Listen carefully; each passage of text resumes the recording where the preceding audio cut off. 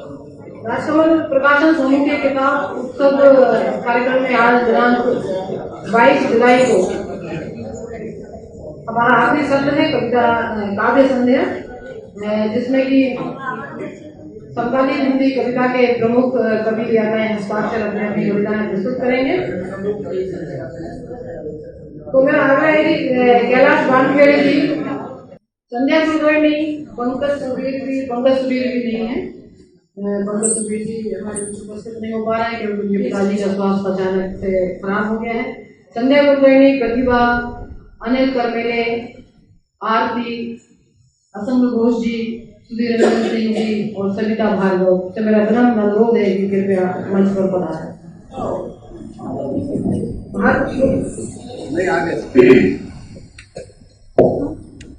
आप सभी का एक बार पुनः हार्दिक स्वागत है। मित्रों, कोई भी बेहतर कविता कृपया कविता पाठ के बीच किसी तरह का अवरोध पैदा न करें। कविता पाठ के बीच बातें नहीं अच्छी लगती, कविता पाठ सुनना ही अच्छा लगता है, कविता में डूबना अच्छा लगता है।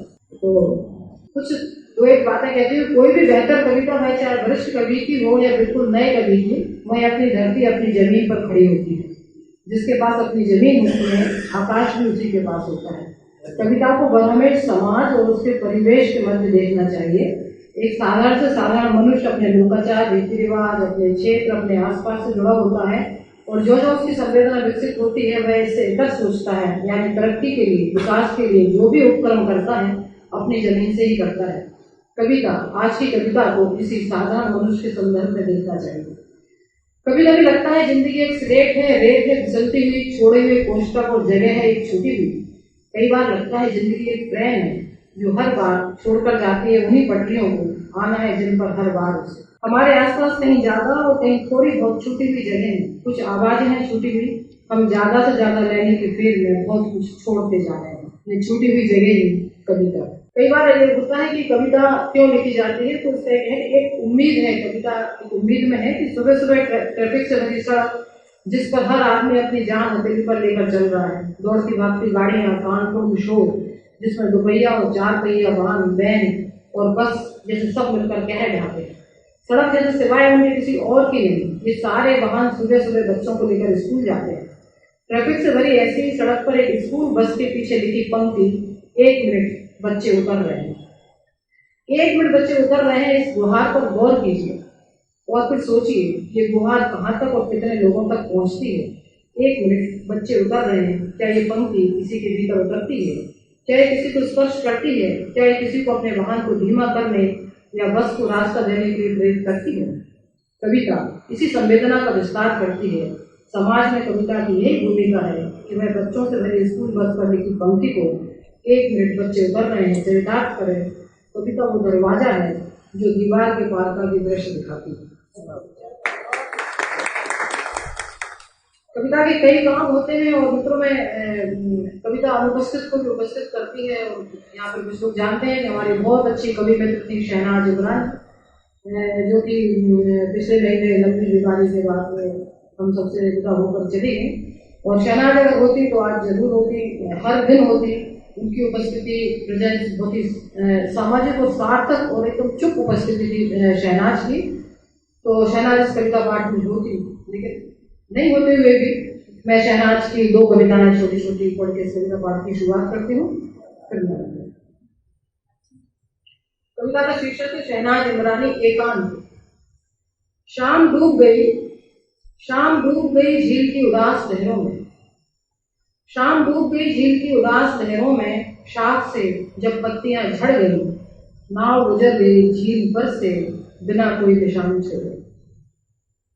बादलों से घिरे हैं पहाड़, एक परिंदे की उड़ान बस यूं ही बेजुशी। दूसरी कविता है घर इत्मीनान नींद और ख्वाब। घर इत्मीनान नींद और ख्वाब सबके हिस्से में नहीं आते, जैसे खाने की अच्छी चीजें सबको नसीब नहीं होती। घर इत्मीनान नींद और ख्वाब सबके हिस्से में नहीं आते, जैसे खाने की अच्छी चीजें सबको नसीब नहीं होती। जीवन के अर्थ भूलने के लिए खुद पर चढ़ाई पर्वतों को उतारना होता है। शहनाज इमरान। अब मैं कविता पाठ के लिए आमंत्रित कर रही हूँ संध्या कुलकर्णी। संध्या कुलकर्णी की कई कविताएं और कहानियां विभिन्न पत्रिकाओं में प्रकाशित हो चुकी हैं। वो अनुवाद कार्य से भी जुड़ी हुई हैं। एक कविता संग्रह खोज का तजुर्बा प्रकाशित और एक काव्य संग्रह और अनुवाद पुस्तक प्रकाशनाधीन है। संध्या कुलकर्णी। शुक्रिया नितेश। बिना किसी कविताएं शुरू करती हूँ। घर, पहली कविता है घर। घर था, सौंप दिया गया उसे, तस्वीरें भी लगाई, सजाया भी खूब। रसोई घर में सबसे ज्यादा रही क्रियात्मकता, सम्मोहन और अक्सर परवाइशी आग्रह भाव असमंजस हमेशा बना रहा। जितनी भी सुविधा की आमद का हाथ कार्यस्थल जाने के लिए स्वागतीय था, उतना उसके स्वत्व के लिए किए गए कार्य का नहीं रहा। आटे में चुटकी भर नमक सा अधिकार भाव यूं हर जगह झोली पसारे खड़ा रहा। शिकवे शिकायतें एक छोटी सी गांठ में बांध कर वहीं कहीं रख दिए गए ताकि सनद रहे। कुछ थोड़ा किराया देकर देने का भाव एक प्रश्नवाचक चिन्ह सा चेतना के वरक पर लगातार हथौड़े मारता रहा। दूसरी कविता है स्त्री। स्त्री पर छोटे छोटे लिखते थे। जब कोई कहता है उसे मत समझ लेना सती सावित्री, जब कोई कहता है उसे मत समझ लेना सती सावित्री, तब दरअसल वो स्त्री को जल्दी कर रहा होता है अपने पितृसत्ता के औजारों से। दूसरा ममत्व, सेवा और धैर्य, यही तो विशेष गुण है स्त्री के। ऐसा मानकर जब आधी दुनिया सर झुकाकर चलती है, तब बाकी आधी दुनिया नरोन्मत्त हो करती है स्त्री को छीनने लगता। ठीक ऐसे ही जब कोई कहे ये हाथ लोहा थामने के लिए नहीं बने हैं, ठीक ऐसे ही जब कोई कहे ये हाथ लोहा थामने के लिए नहीं बने हैं, तब तेज कर लेना लोहे की मात्रा अपनी रक्तवाहिकाओं में बह जाना, बन जाना खुद ही लोहे की। शुक्रिया। मैं प्रतिभा गोदी वाले को आमंत्रित कर रही हूँ। प्रतिभा गोदी वाले का एक कविता संग्रह समय के यातना शिविर प्रकाशित है और बहुत शहर की सक्रिय उपस्थिति है। साहित्यिक पत्रिका उनकी रचनाएं प्रकाशित हो चुकी हैं। अधिवेशन और आकाशवाणी में भी लगातार प्रसारित होती है। प्रतिभा गोदी वाले। पहली कविता का शीर्षक है बेदर्द समय। आवाजों के उन्माद में एक दिन खो जाएगी ये सुंदर पृथ्वी। आवाजों के उन्माद में एक दिन खो जाएगी ये सुंदर पृथ्वी। समाधिस्थ हो जाएगी एक दिन मौन की भूल भुलैया, शोर के रेगिस्तान में वेद के बहुत भीतर तक। प्रेम के बिना काले पड़ जाएंगे सभी रंग और सारी रोशनियां महज एक सफेद चौंध बनकर रह जाएगी जिसमें कुछ दिखाई नहीं देगा। तब तुम कैसे भूलोगे मुझे? कैसे याद आएगा तुम्हें कि तुमने किया था प्रेम जब एक अवशेषिया में बनकर रह जाएगा हृदय? तब तुम कैसे याद करोगे मुझे जब स्मृतियां खो चुकी होगी अलगोरिदम की भीड़ में, चुपते हुए सवालों में जल चुके होंगे सारे स्पर्श? कैसे उच्चारोगे मेरा नाम जब देखने के लिए कोई फूल नहीं होगा, न महसूस करने के लिए बची होगी कोई गानी? कैसी होगी वो प्रकृति जब दूर दूर तक कहीं छाव नहीं होगी, बस होगी पीछा करती हुई ऊसर तपेश और आंखों के गोलक में लगातार घूमती एक तलाश। ठहरो, जरा देर को रुककर सुनो, तुम्हारी पीठ के ठीक पीछे ये समय अपने पंजे तुम्हारी ओर बढ़ाता। अब भी समय है, जागो, जोर से चुटौती काटो अपने ही हाथ पर, चीखो और खुश हो जाओ इस दर्द पर, ये दर्द ही बचा ले जाएगा तुम्हें इस बेदर्द समय से। एक और कविता है, शीर्षक है माँ के लिए। एक औरत उठती और चल देती है अपनी स्मृतियों के भीतर। एक औरत उठती और चल देती है अपनी स्मृतियों के भीतर, वह भी दिन में इतनी बार कि उसके पाँव के नीचे रास्ते उतरने लगे हैं। झरने लगी है वे सारी दीवारें जिनकी धूल भर रोज झाड़ आती है। तार तार होने लगी है वे किताबें जिन्हें खोलकर बैठ जाती है पढ़ने। गिर गए हैं वे सारे बर्तन जिन्हें वह रोज मां जाती है। जाने किसके लिए अब भी वह हर रोज बना आती है खाना, किसकी स्मृति की रसोई के बाहर अन्न का एक ढेर जमा हो गया है। इतनी आवाज आई कि झिलझिले हो गए किससे, पर छूटता नहीं उसका जाना। तमाम हिदायतों के बावजूद वह रोज निकल जाती है मेरे वर्तमान की कुछ दिन के साथ लिए। मुझे डर है किसी दिन भर भर आकर गिर पड़ेगी सारी स्मृतियाँ उसके ऊपर, और फिर नहीं लौटेगी वह बाहर कभी। तब मुझे जाना होगा उसे ढूंढने, मरम्मत करके खड़ी करनी होगी सारी दीवारें, पुरानी किताबों को बदल देना होगा नई से, उसकी रसोई में भर लेना होगा अपनी पसंद का राशन, और फिर मैं भी रोज उतर जाया करूँगी उसके शहर में, उसे खोजते हुए अपनी स्मृति में।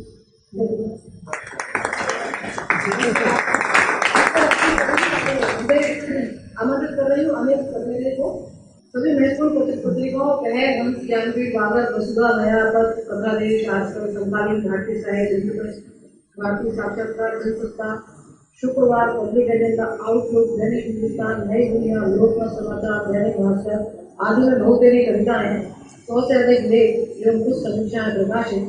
कविताओं के भारतीय भाषाओं और अंग्रेजी अनुवाद भी प्रकाशित हो चुके हैं।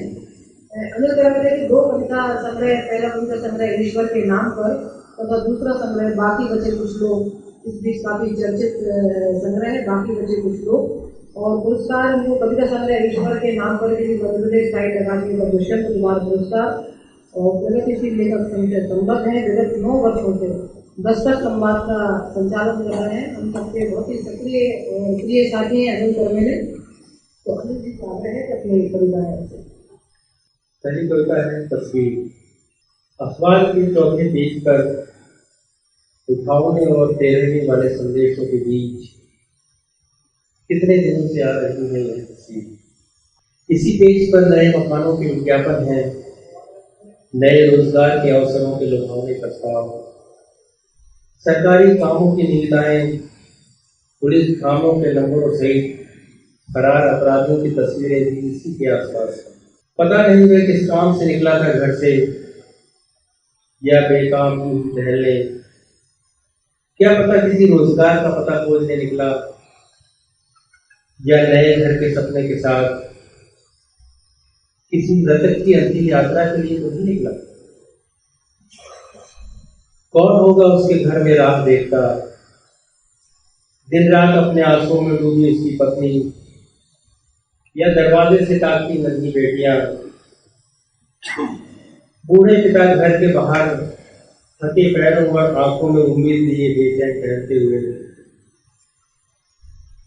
माँ होगी तो वह भरोसा रखकर उसकी पसंद का कुछ बनाकर रखती होगी। पड़ोसी दिलासा देकर थक चुके होंगे, मित्र क्या कहें इसके सिवा कि कुछ नहीं होगा, वह लौट आएगा किसी दिन। भाई बहन होंगे तो कब से पड़े कामों को अब धीरे धीरे संभाल रहे होंगे।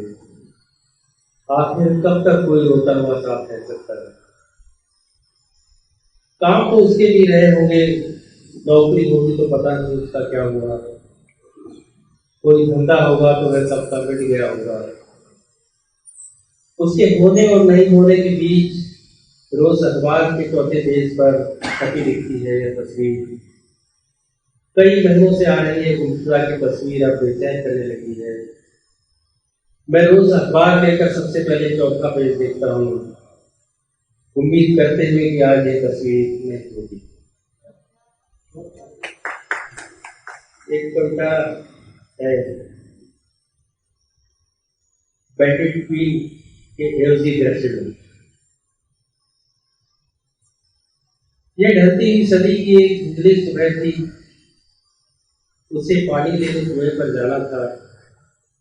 आसपास घृणा और बेचैनी से लथपथ फैला था एक दूर सन्नाटा। लंबी काली रातों की लगातार दबोच के बाद इस सुबह की मरियम सी रोशनी में उस स्त्री को दिख रही थी अपने भाई के जीवित बचे रहने की उम्मीद, जो कुल 1000 रुपये के एवज में अपनी आत्मा को लहूलुहान करती। वह बैंडिट क्वीन की छाया जा रही थी निर्वसन कुएं पर पानी लाने। वहां नहीं था कोई चीज बढ़ाने वाला, मृतकों की तरह बेबस के पुरुष भी नहीं थे। दृश्य मेरा दृष्टि से बाहर, यह शताब्दी की अनोखी घटना थी। उस स्त्री को सब पहले से पता था।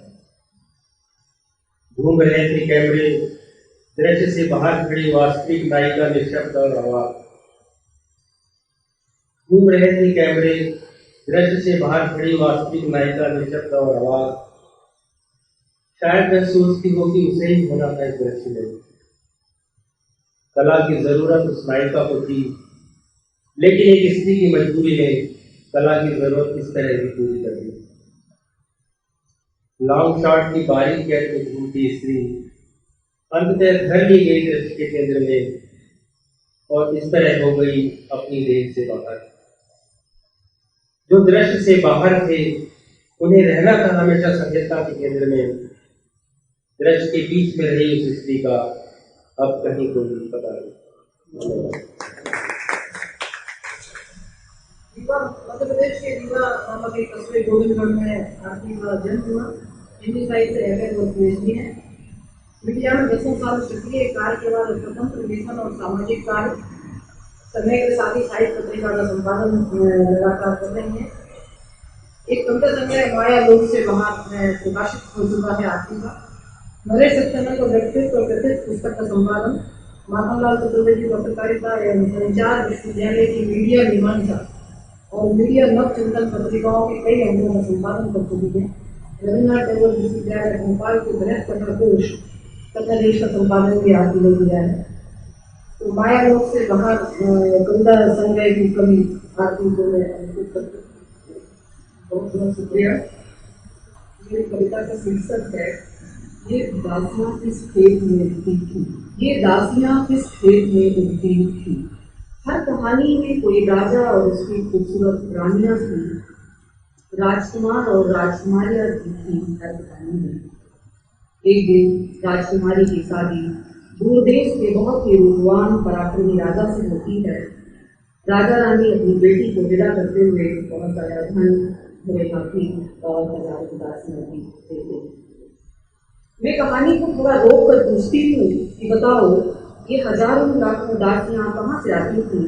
क्या राजा के किसी खेत में उगाई जाती थी, या जंगलों से बीन कर लाई जाती थी, या कि चट्टानों से तराश कर बनाई जाती थी। कहानी मेरी ओर आंख करीब कर देती है। हमारे राजाओं ने हमेशा धर्मयुद्ध लड़ा, नहीं टूटा किसी पराजित राजा का तन। औरतों को तो हाथ तक नहीं लगाया। हमें यकीन है इस पर, क्योंकि किसी कहानी में ऐसा कोई जिक्र नहीं है। हालांकि प्रश्न यथावत है और अभी भी अनुकूल है। कुछ कहानियां बड़े ढीठ रही हड़ताल में अपने गंतव्य से भटक गई। नतीजन एक दासी को लापरवाही की सजा बतौर भाड़ में फूंक दिया गया, एक को कौहकनी बनाया गया, तो कईयों को कालकोठरी की सजा और सजाए मौत। एक कहानी बांधते ऐसी छूटी कि एक दासी का पुत्र तो विद्रोही ऋषि हो जाता है और पूछता है अपनी दासी माँ से कि मेरा पिता कौन है, और वह बिना झिझके कहती है इस नगर के राजा, मंत्रियों और महाजनों की सेवा में मैं रही हूँ, उन्हीं में से कोई तुम्हारा पिता होगा। और यह पंक्ति अभी भी नैतिकता के बेटों के गाल पर तड़ाकर छापक बजा रही है। एक और कहानी की कुबरी कालिदासी अपनी रानी के हिस्से का अभ्यास खुद पचाकर इतिहास में अमर हो गई। यहाँ पर कहानियां उदास और क्षमा याचना की सूरत में नजर आई। इन दासदासियों के माँ बाप, पति, बेटा बेटी, जमीन जायदाद, उनके अपने लड़ाई झगड़े, प्रेम व्यवहार, उनके रंग रूप कुछ तो रहा होगा। यह प्रश्न इसलिए कि आज भी माता पिता बेटियों को घर से बाहर भेजने को लेकर फिक्रमंद होते हैं। नियत समय से आधे घंटे भी लेट हो जाए बेटियां तो उन्हें काटो को खून नहीं। फिर कैसे उस जमाने में दिन दिन और रात रात भर बच्चों के पैर बच्चों में पंखे उड़ाकर खड़ी रह सकती थी ये दासियां। मैं दूसरी हूँ कहानी से, कहानी थकलाने लगी है। एक कहानी खुद तो कुछ नहीं बोली, लेकिन मेरे हाथ में एक पर्चा थमा गई जिसमें लिखा था कि बड़े साम्राज्य की एक जिद्दी रानी अपने आप से भी बगावत कर बैठी और इन्हीं हजारों लाखों दासियों के अवैध शिशुओं की हत्याओं पर न्यायाधीश से जुड़ गई, राजा तक से जुड़ गई और नतीजन स्वर्णिम इतिहास से बेदखल कर दी गई। कुछ कहानियां एक दूसरे के कान में फुसफुसा कर कहती हैं उसका नाम। फिर सुभारती ने अपना ही कहा कि हाँ, इस्लाम की एक नदी बहती थी इस राज्य में। कहानियाँ तो कहानियाँ ही हैं आगे, बस आप प्यार से उनकी आँखों में निहारते जाओ, धीरे धीरे उनकी करते जाओ। मुझे उम्मीद है कि सप्ताहों की तमाम चेतावनियों को भूलकर वे निडर हो जाएंगी, धीरे धीरे खुलेंगी और सब कुछ करेंगी। दूसरी कविता है रामराज की तैयारी का पूर्वग्रह। रामराज की तैयारी का पूर्वग्रह। प्रश्न पूछने वालों को बेंच के ऊपर हाथ उठाकर खड़ा कर दिया जाएगा, मुंडी हिलाने वालों को मुर्गा बनाया जाएगा और बात बात पर तर्क करने वालों को क्लास से बाहर दे दिया जाएगा। प्रश्न की तैयारी से पहले मास्टर जी ने यह बात 3 बार बताई। रामराज आने वाला है और यह सब उसी की तैयारी का पूर्वग्रह है। अभी राम को अयोध्या के राजा ने अर्थात उनके पिता ने वनवास दिया है और स्वामी की आज्ञा के आगे कोई भी न्याय वगैरह की बात नहीं करेगा। राम ने भी नीति थी, ना ही किसी देशवासी ने राजा प्रजा का स्वामी होता है। यह बात भी मास्टर जी ने 3 बार बताई।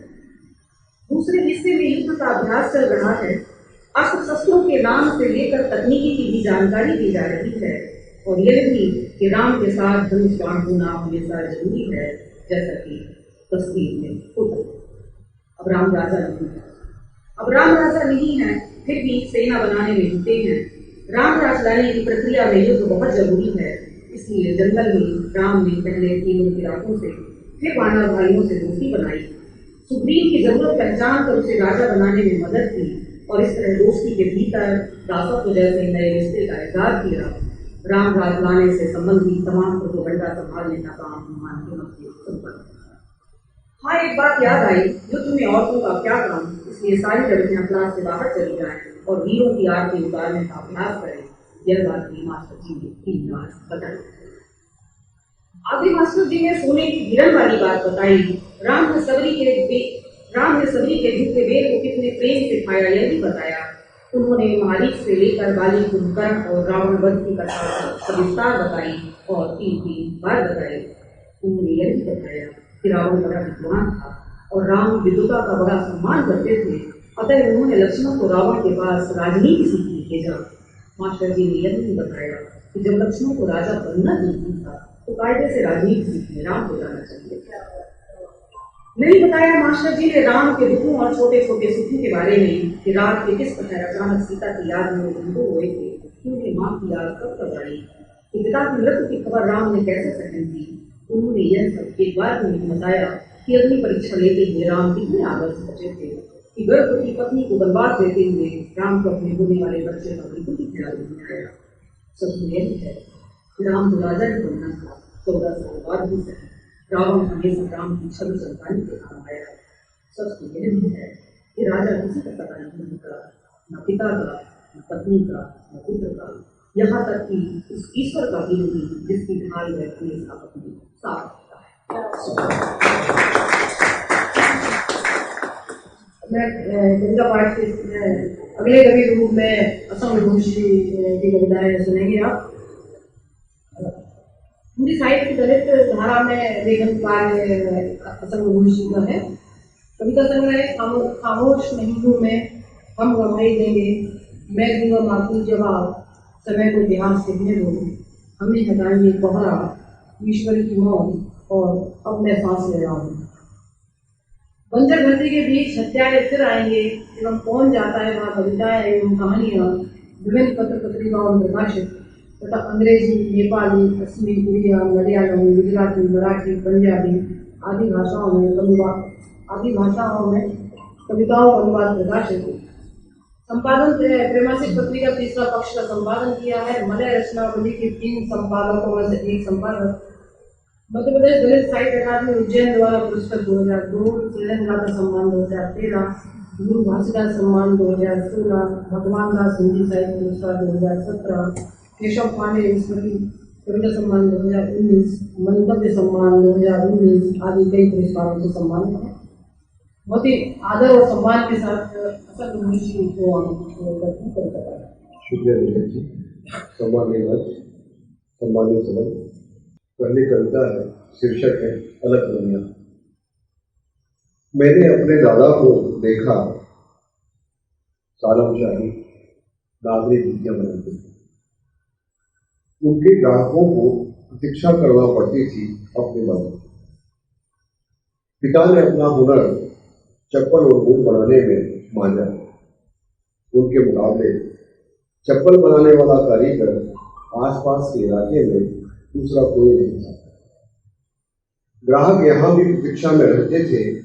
जब भी कोई ग्राहक बूट बनाने के लिए पिता से कहता तो वे उसे अपने भाई के पास भिजवा देते। लाठी और कलम चलाने के सिवाय मैं नहीं सीख पाया विरासत में जूतियाँ, चप्पल और बूट बनाना। नालायक था मैं, इसलिए प्रतीक्षा सूची नहीं रही मेरे यहाँ कभी। मेरे बेटे मुझसे कई कदम आगे हैं। उन्हें लाठी और कलम के बारे में थोड़ा बहुत ज्ञान है, लेकिन जितना वे जानते हैं अपने पुश्तैनी काम के बारे में, उससे और अधिक जानना नहीं चाहते। उनकी मुझसे, अब दादा से और परदादाओं से अलग ही दुनिया है। अगली कविता शीर्षक है हमारी साहस की कविता। गांव का तालाब जिसमें शाह पानी लबालब भरा हो, इसमें मछलियां नहीं भैंसें तैरती हैं, मच्छर पनपते हैं, पूरे गांव में डूबते हुए मलेरिया, डेंगू, चिकनगुनिया फैलाते हैं। गांव का तालाब, इसके किनारों पर कच्चे पक्के कई घाट बने हैं। बामनों का घाट, बनियों का घाट, ठाकुरों का घाट, सबके अलग अलग घाट, अगलों के पिछड़ों। किंतु पक्के वो पास पास जुड़े हुए हैं, बस एक घाट अलग थलग बना हुआ है, जिसकी जगह जगह से उपड़ी हुई सीढ़ियां बताती है यह दलितों का घाट है। गहरी हरी काई से पटा हुआ है शाह पानी। वहाँ इसी घाट पर करना होता है गांव के दलितों को सारा निस्तार। वे भूलकर भी अगड़ों के पक्के घाट पर नहीं जा सकते, लेकिन पानी में तैरती भैंसें स्वतंत्र कहीं भी किसी भी घाट पर आ जा सकती हैं। मच्छर उड़कर जा सकते हैं, आवारा कुत्तों के आने जाने पर कोई रोक नहीं। लेकिन मजाल के कोई दलित चला जाए गलती से किसी पक्के घाट पर, चला ही गया वह तो गांव की पंचायत बैठनी है।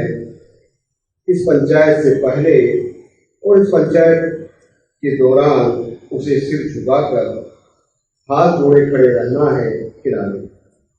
पंचायत की जालम पर बैठा एक शातिर खड़ा हो जाएगा अनायास, खामखा अभियोजक बन वह पूर्व से अधरोपित आरोप सुनाएगा। कोई सफाई नहीं ली जाएगी आरोपी से। नामबंद हो पंचगण सर्वसम्मति से सजा सुना देंगे। गांव की ठेठ पंचायत में कमबख्त ऐसा तालाब भी क्या जो जानवरों, मच्छरों, कुत्तों के लिए सब तरफ से है खुला हुआ, किंतु सिवाय एक कोने के पंचायत की बाकी सारी जगह बहुजनों के लिए बंद है। दलित दोपाया जानवर है यहाँ, उसे इंसान माना ही नहीं गया। अब तक कितनी सदियां और लगेगी उसे इंसान मानने में, पंचायत के किसी पंच को नहीं पता। कब तक जानवर तैरते रहेंगे गांव के इस तालाब में, खेल रहेगी पंचायत गांव की गली में। आजाद होने हाथ पांव मारती हुई छटपटाती रहेगी समता, उसे मुक्त होने केवल हमारे साहस की दरकार है। बहुत बहुत धन्यवाद। मैं सुरेंद्र सिंह जी को आमंत्रित करती हूँ कविता पाठ के लिए। 3 कविता संग्रह और कुछ नहीं तो मोक्षधरा और शायर शीर्षक से प्रकाशित। भड़भरी के श्लोकों की अनुरचना कविता का पारस पत्थर, आलोचना वृतांत और कुछ समीक्षाएं। 4वां कविता संग्रह 2.5 शीर्षक से इसी वर्ष प्रकाश। मोक्षधरा संग्रह का अंग्रेजी अनुवाद शीघ्र प्रकाश। आदरणीय सिंह जी। ऐसा माहौल है, 2 कविता पहली कविता शीर्षक है लिखो। लिखो, क्या होगा लिखेगा सोचे बगैर, कभी तेज तो कभी धीरे धीरे। लिखने का कोई नियम नहीं। नींद आ रही हो तो जागने के लिए लिखो, नहीं आ रही हो नींद तो सोने के लिए लिखो। लिखना तो तुम्हारे लिए जागना और नींद, लिखना तुम्हारे लिए जागना और नींद है कि जीत है लिखना। मत पढ़े कोई अपने पढ़ने के लिखो, मान कर चलो तुम्हारे साथ पूरी दुनिया पर है। अपने बारे में लिखो, अपने बारे में कुछ मत लिखो, बस लिखने की अपनी आदत को याद रखते हुए लिखो। लिखना तुम्हारी अमरता है, लिखना तुम्हारी मृत्यु है। मानो कि नहीं आता लिखना बिल्कुल और लिखते रहो। मानो कि नहीं आता लिखना बिल्कुल और लिखते रहो। विषय की मत सोचो, कुछ नहीं तो सिर्फ हरा भरा जंगल लिख दो।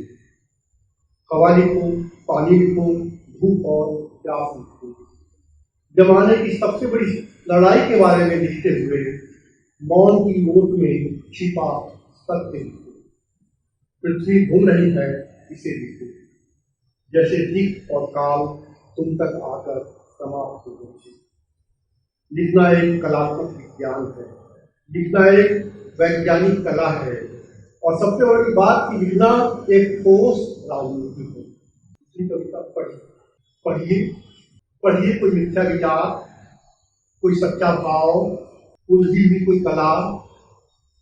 बूझिए झूठ से, भिड़िए सच से, हो जाइए सुंदरता। चांद की मुस्कुराहट की तरह कोई किताब और तारे जैसी लिपि पढ़िए। चांद की मुस्कुराहट की तरह कोई किताब और तारों जैसी लिपि पढ़िए, भाषा पढ़िए। देखिए उसके तल में जैसे साफ पानी में देखा जाए। पढ़िए और डूब जाइए आनंद के सागर। पढ़िए और डूब जाइए आनंद के सागर में। खुद पढ़िए पढ़ते हुए चुप की आग में। पढ़ने को लिखना जैसा समझ कर पढ़िए, पढ़ने को लिखने जैसा समझ कर पढ़िए, पढ़ने को खेलने जैसा समझ कर पढ़िए। नहीं समझ में आता तो भी पढ़िए तो सब समझ में आ जाएगा।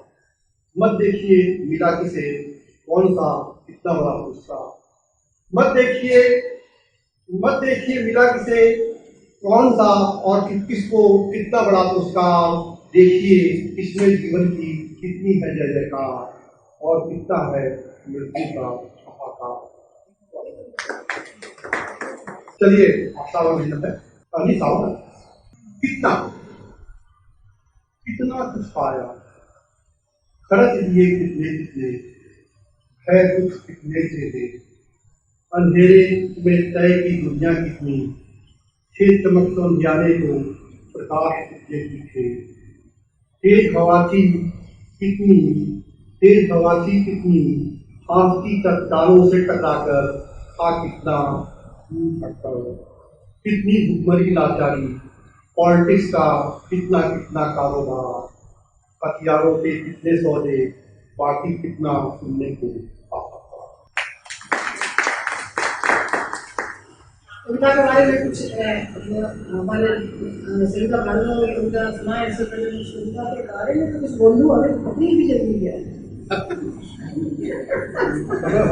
समय हो रहा है, इससे कोई संबंधित सवाल हो बन गया।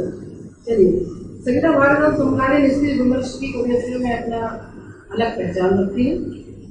सविता भारद्वाज समकालीन स्त्री विमर्श की कवियत्रियों में अपनी अलग पहचान रखती हैं। 2 संग्रह हैं, किसका है आसमान और अपने आकाश में।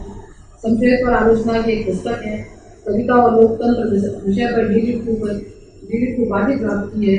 भोपाल के प्रतिष्ठित महाविद्यालय महारानी लक्ष्मीबाई महाविद्यालय में हिंदी की प्रोफेसर और अध्यक्ष हैं। बड़े कठिन शब्द। बारिश में थमी दोपहर शीर्षक से एक काव्य संग्रह शीघ्र प्रकाश। उम्मीद है कि इसी 2022 में ही बारिश में थमी दोपहर, अभी तो रात होने जा रही है। और सविता जी के बारे में एक बात बता दूं कि कुछ लोग ऐसे मतलब ज्यादातर लोग होते हैं जो अपना खुद का जीवन संवारते हैं, लेकिन सविता जी उनमें से जो दूसरों का जीवन संवारने में अपनी बहुत योजना खर्च करते हैं। और इतनी व्यक्तित्व की खूबसूरत बात है। हमको वंश वासुदा में BA में पढ़ानी थी, जिनको देखकर हम बहुत सारी लड़कियों ने BA में हिंदी लिटरेचर ले लिया है। तो हिंदी वाले इतनी सुंदर मैडम आई है, हिंदी पढ़ेंगे और बड़ी खुशी हुई कि यार भैया हिंदी वाले भी इतने सुंदर और स्मार्ट हो सकते हैं। तो इनके उसमें और फिर इन्होंने हम सब लड़कियों को कविताएं, हम लोग तो जानते ही नहीं थे, कविताएं पढ़ना सिखाई, समझना सिखाया और जीवन जीने का ढंग भी सिखाया बहुत लड़कियों को। और घंटों को तो एनर्जी जाया करती थी और हम लोग सुनते नहीं थे, भाग जाते थे, लेकिन तब भी मान के दी थी, पकड़ पकड़ के वापस बुला कर मिर्ची ज़्यादा नहीं खानी चाहिए। और सबसे सुंदर बात बताई कि है ना, इतने सीधे हाथ में घड़ी बांधती थी, तो हम लड़कियों को तो मालूम था घड़ी तो उल्टे हाथ में बांधी जाती है, तो कई सालों तक हम इनके सीधे हाथ को उल्टा हाथ समझते रहे थे घड़ी बांधी। तो उन्होंने हमको ये भी सिखाया कि आपकी मर्जी है, घड़ी चाहे सीधे हाथ में बांधो चाहे उल्टे हाथ में बांधो, उसका कोई नियम नहीं है। तो बहुत सम्मान के साथ सविता भार्गव जी को तो मैंने अपना सब उठा लिया अध्यक्षता करने की और इससे आगे में पढ़ने के तो मतलब फायदे भी और नुकसान भी है कि फायदे की प्रतीक्षा करो। फायदा ये है कि अब अपने ही मन से किसी को पढ़ना नहीं, जितना चाहो उतना पढ़ लो। लेकिन एक कविता सम्मेलन था, वहाँ पर कलकत्ते में नरेंद्र ने बताया कि मंच पर 70 कवि बैठे हुए थे, एक बेचारा दही उठाने वाला आदमी बाहर के साथ बैठा था। तो हम लोगों ने इस तरह करके हम लोगों ने आपस में यहाँ पर भी इससे ज़्यादा कम छोटा इसलिए लाइव चल रहा है, लाइव में इंतजार लोग देख रहे हैं। तो मैं अभी बारिश हो रही है तो बारिश से अपनी कविता शिष्य ऐसे डांट देते हैं। थमी हुई बारिश में दोपहर, धुंधला धुंधला दिन, खिड़कियों के शीशों पर पानी की बूंदें, जहां तक देखो वहां तक सब गीला, आकाश जैसे एक कागज का टुकड़ा, बस उस पर कलम चलाने की देर है। थमी हुई बारिश में दोपहर खरगोश की पीठ की तरह है, जिस पर मन ही मन फेरती हूँ उंगलियां। प्यार मेरा एकमात्र सहारा है, यह मौसम जिसके अनुकूल है, हरियाली से सुवासित मौसम, यह सबसे सुंदर प्रेम पत्र है। सबक स्त्री के लिए। स्त्री जीना चाहती है, इसके लिए उसे रसोई में घुसना होता है। स्त्री जीना चाहती है, इसके लिए उसे बिस्तर पर होना पड़ता है। स्त्री जीना चाहती है, इसके लिए उसके पास कोख चाहिए। स्त्री जीना चाहती है तो उसे कोख गिराने के लिए तैयार रहना चाहिए, और चाहती ही है स्त्री हर हाल में जीना, तो चाहिए उसे बहुत सी खबरों से बेखबर रहना। मसलन जो स्त्रियां जिंदा नहीं रह पाई, स्त्री की उनकी तरफ पीठ होना चाहिए। फिर तो कोई ताकत ही नहीं बची बहन जी जो स्त्री को मार सके। अविराम घूमती पृथ्वी की तरह, एक शब्द स्त्री की तरह सुंदर, एक शब्द स्त्री की तरह सुंदर, एक वाक्यांश पुरुष की तरह स्त्री के आगे थोड़ा झुककर खड़ा, एक वाक्यांश पुरुष की तरह स्त्री के आगे थोड़ा झुककर खड़ा। एक पूरा वाक्य आधी स्त्री और आधे पुरुष के योग से बना। एक शब्द स्त्री की व्यथा की तरह, एक वाक्यांश पुरुष की समर गाथा की तरह, एक पूरा वाक्य अविराम घूमती पृथ्वी की तरह। और अंतिम कविता है, स्त्री मरती है तो। जब जानवर मरते हैं चीलें मंडराती हैं, जब पेड़ मरते हैं टूट पड़ते हैं दुनिया भर के कीट पतंग। जब जानवर मरते हैं चीलें मंडराती हैं, जब पेड़ मरते हैं टूट पड़ते हैं दुनिया भर के कीट पतंग।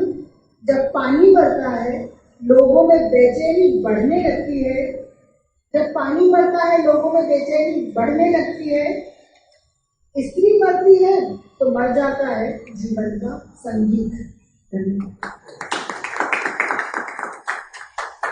बहुत धन्यवाद। और मैं अशोक माहेश्वरी जी से आग्रह करूंगी कि आभार व्यक्त उनसे आग्रह है कि एक एक कविता और सुनाए, वही आभार प्रदर्शन होगा। तो अनुदेश करते हैं या एक एक अपनी प्रिय कविता सुनाए।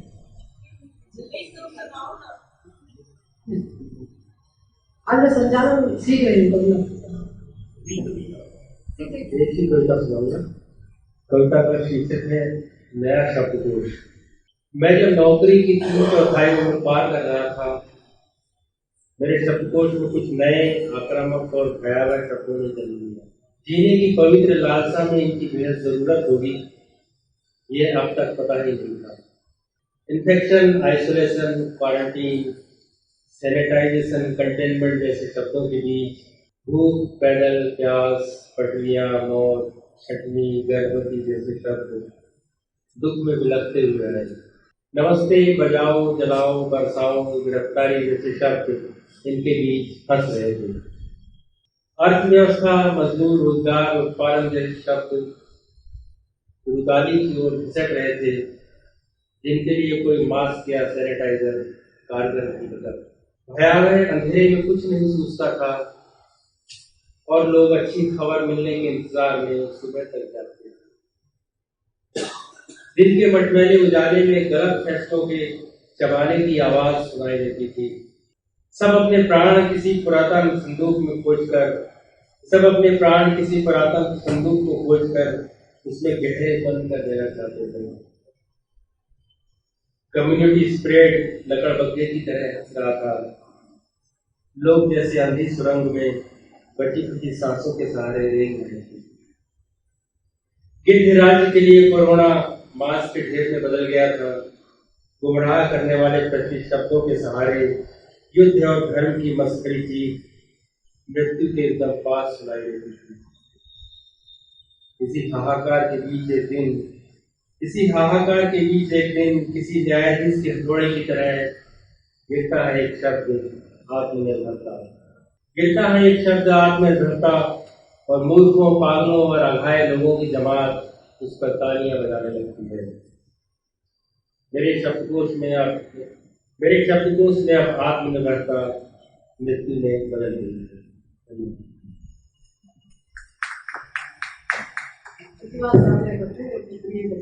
कविता का शीर्षक है सपनों का समर्पण।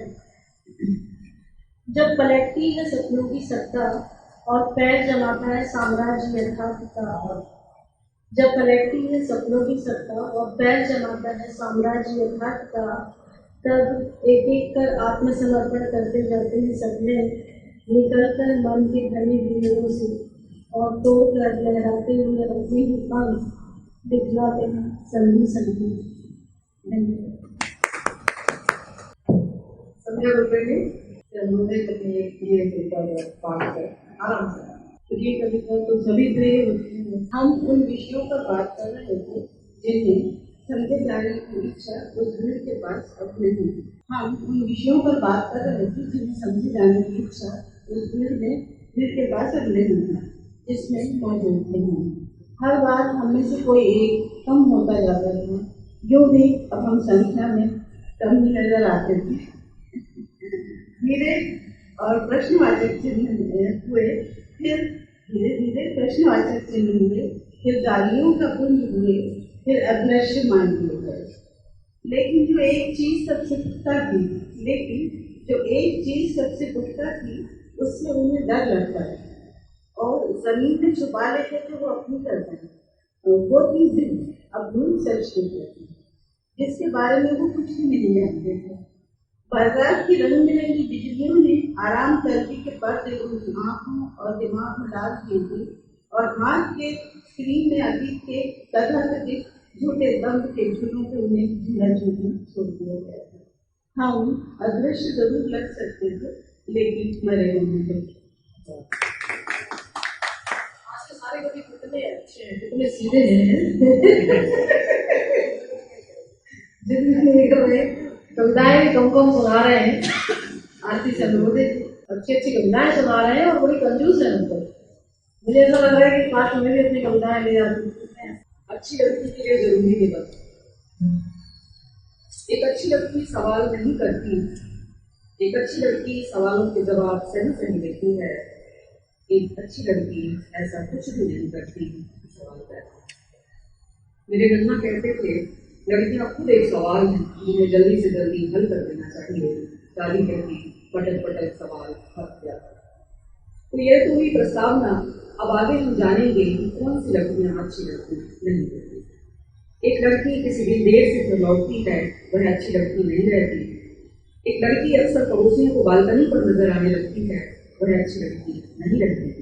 एक लड़की का अपहरण हो जाता है, एक लड़की का बलात्कार हो जाता है और उसकी लाश किसी नदी नाले या जंगल में पाई जाती है। एक लड़की के चक्र पर तेजाब डाल दिया जाता है और एक लड़की को खुद किसी तक लेती है। क्यों, कैसे, जानने की क्या जरूरत? ये सब अच्छी लड़कियां नहीं है। मैं दादी से पूछती अच्छे लड़के कैसे होते हैं? वह कहती चुप लड़के से लड़के होते हैं। और वह फिर से शुरू हो जाती अच्छी लड़कियों के गुण बखान करने। दादी की नजरों में प्रेम में घर छोड़कर भागी हुई लड़कियां केवल बुरी लड़कियां ही नहीं, नकटी कलंकनी गुलगोला होती। शराब और सिगरेट पीने वाली लड़कियां दादी के देश की सीमा के बाहर की तरंगने कहलाती थी और वे कभी भी अच्छी लड़कियां नहीं हो सकती। खैर अब दादी पर रोज से भाग गई और नन्ना भी नहीं रहे। फिर भी अच्छी लड़कियां बनाने वाली फैक्ट्रियां बराबर काम कर रही हैं और लड़कियों में अब भी अच्छी लड़की वाला ठप्पा अपने माथे पर लगा दी लड़की। अच्छी लड़की बनने के फायदे को पता नहीं, चारों ओर शांति और शांति, घर से लेकर मोहल्ले तक, स्कूल कॉलेज शहर और देश भर में ये तथ्यां लेकर नारे लगाना जुलूस निकालना अच्छी लड़कियों के काम नहीं है। धरना प्रदर्शन कभी भी अच्छी लड़कियां नहीं करती। देश की लड़कियां अच्छी लड़कियां सवाल नहीं करती और बहस को बिल्कुल भी नहीं करती। तुम सवाल नहीं करोगे तो हमारे विश्वविद्यालय को हम गोल्ड मेडल देंगे। जैसा कि तुमने सुना जाना होगा उस विषय पर डिग्री और डिप्लोमा भी शुरू हो गया है। इन उच्च शिक्षित लड़कियों को देश विदेश की कंपनियां अच्छे पैकेज वाली नौकरियां भी देती हैं। देखो दादी और नन्ना अब कोई व्यक्ति नहीं रहते, संस्थान बन रहे हैं। खैर आखिरी पैराग्राफ से पहले एक राज की बात बताती हूँ। कुछ साल पहले तक मैं भी अच्छी लड़की थी। कुछ साल पहले तक मैं भी अच्छी लड़की थी। कविता का शीर्षक है मेरा चयन। पिता ने नीम को पत्थर पर घिसकर एक कलम बना मेरे हाथों में थमा। पिता ने उसी लाल पत्थर पर रापी घिसकर मेरे हाथों में थमा। मुझे पढ़ना और चमड़ा काटना दोनों सिखाया। इसके साथ ही दोनों में से कोई एक रास्ता चुनने का विकल्प दिया और कहा खुद तुम्हें ही चुनना है इन दोनों में से कोई एक। मैं आज रापी को कलम की तरह समझ चाहूंगा, मैं आज कलम को रापी की तरह चला रहा हूँ।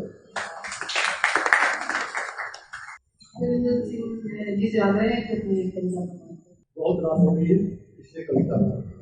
रात एक काली चादर है जादूगर। रात एक काली चादर है जादूगर की, पृथ्वी की तेज सांसें सुन सकता हूँ। कबूतर सी फड़फड़ाती हवा लिपटती है मुझसे, मेरी तेज नीम की डाल और पत्तियां। टिमटिमाते तारे बूंद बूंद मेरा खून, टिमटिमाते तारे बूंद बूंद मेरा खून। कूद कूद पड़ता है चांद पानी, कूद पड़ता है चांद पानी में। पृथ्वी करवट बदल रही है, कल पृथ्वी करवट बदल रही है और मैं भटक रहा हूँ नींद में। अंगड़ाई लेकर उठूं उससे पहले अंगड़ाई लेकर उठूं उससे पहले हो चुका होता हूँ थोड़ा सा प्रभाव। अगली कविता है ढाई। मेरी जुबान पर होकर सवार न जाने कितने लोगों ने बोले होंगे। मेरी जुबान पर होकर सवार न जाने कितने लोगों ने बोले होंगे, जबकि रहे हमेशा मेरे अपने शब्द दो दिन भी भारी इतने कि मेरी अकेली पीठ के लिए मुश्किल था होना। अक्सर उनमें से एक आध देने पड़े दूसरों को, बहुत से मिले।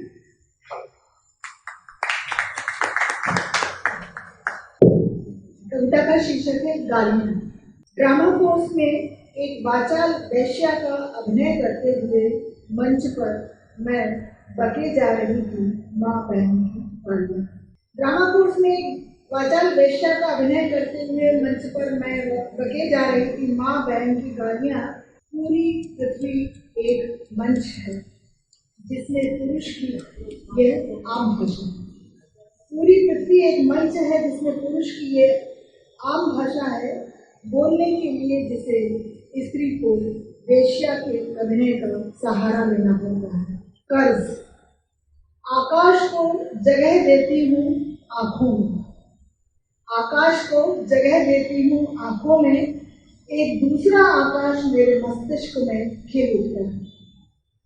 घास, तिनके और फूल को जगह देती हूँ अपने चारों ओर, मेरा हृदय बन जाता है शहद का कोश, डब डब भरा हुआ। पृथ्वी ने मुझे जगह दी है जिसका मैं उतार रही हूँ कर्ज। प्रकाशन समूह सभी कवियों का और श्रोताओं का हार्दिक आभार व्यक्त करता है कि उन्होंने अपना बहुमूल्य समय दिया इस कविता पाठ में। कल 23 जुलाई शनिवार को शाम 4 बजे से 5 बजे तक व्यंग्य पाठ है, जिसमें जयजीत अकलेचा, मलय जैन, विजय श्रीवास्तव, साधना बलवटे, सुदर्शन सोनी व्यंग्य पाठ करेंगे और सूत्रधार होंगे विजय श्रीवास्तव। शाम 5 से 5:45 हमारा शहर हमारे गौरव चंद्रकांत देवताले, स्मरण वक्ता राजेश जोशी, अनुप्रिया देवताले, रचना पाठ योगेश त्रिपाठी, सूत्रधार रेखा प्रसाद। शाम 6 से 6:45 से मंदी और महामारी की दोहरी मार से कैसे उभरेगा भारत, मंदी और महामारी की दोहरी मार से कैसे उभरेगा भारत, संदर्भ उल्टी हिंदी किताब अंशुमान तिवारी से पुलक वाजपेयी की बातचीत, सूत्रधार रेखा प्रसाद। शाम 7 से 7:45 60वां हिमालय, अजय सोदानी से उनके नवीनतम यात्रा आख्यान व चिन्मय ऋषि की बातचीत, इसकी भी सूत्रधार रेखा प्रसाद होंगी। आप सभी से अनुरोध है कृपया कभी आए। एक बार पुनः बहुत बहुत आभार, धन्यवाद।